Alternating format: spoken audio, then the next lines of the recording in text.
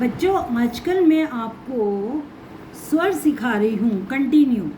ओ से अनार सिखाया, आ से आम की मात्रा सिखाई, स्वर का कैसे बोलते हैं वो सिखाया, ई से इमली उसकी मात्रा सिखाई, ई से ई उसकी मात्रा सिखाई, उ स्लो बोलते हैं, उ से उल्लू उसकी मात्रा सिखाई, ऊ से ऊन उसकी मात्रा सिखाई, रि से ऋषि।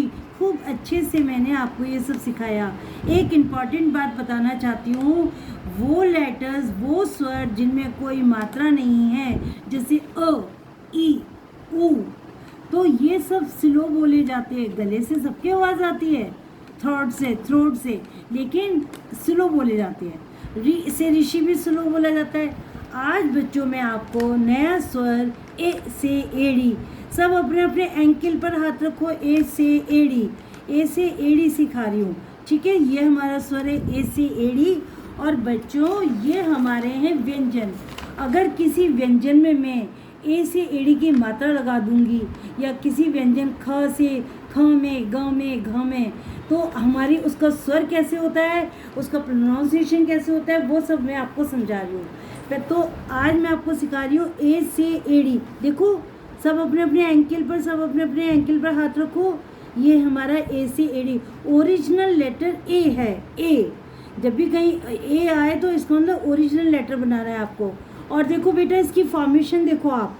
पहले हम बनाएंगे एक स्लीपिंग लाइन, फिर एक स्लैंटिंग लाइन लाइक दिस, और फिर हम बनाएंगे एक स्ट्रेट लाइन।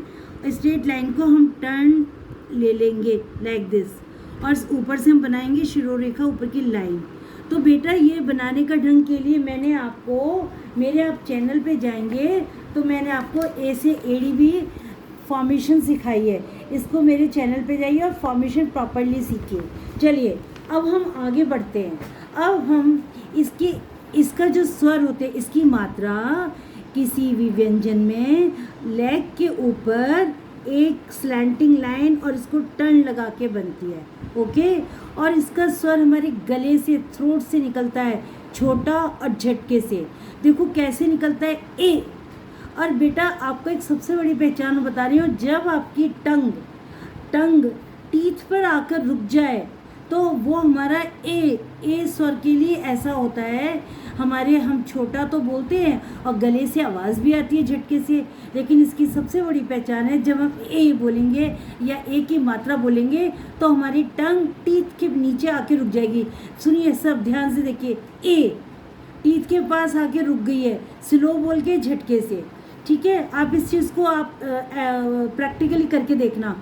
ए टंग हमारी टीथ के पास रुक जाएगी।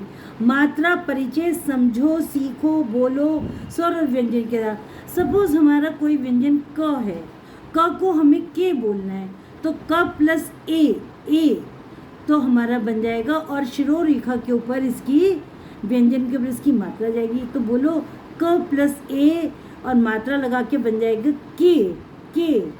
ख प्लस ए मात्रा लगाकर बन जाएगा खे। ये जो लैग होता है ना बेटा, ये लैग के ऊपर स्लैंटिंग वे में जाओ और टर्न दे दो, लूप बना दो, तो खे। न प्लस ए, और इसकी मात्रा भी हमारी कैसे जाएगी, पहले ना लिखेंगे। अब हमें ए स्वर तो लिखना नहीं है, हमें मात्रा लगानी है। ने स्वर आएगा ए, पर हमें मात्रा लगानी है स्लैंटिंग और लूप। प प्लस ए इज इक्वल टू पे। तो बेटा आप एक पहचान बना लो ए की, आपकी टंग टीथ के पास आके रुक जाएगी, तो ए स्लो वाला ए जाता है। आज इसको लाइक कीजिए, सब्सक्राइब कीजिए। मैं धीरे धीरे आपको मात्राएं सिखाऊंगी।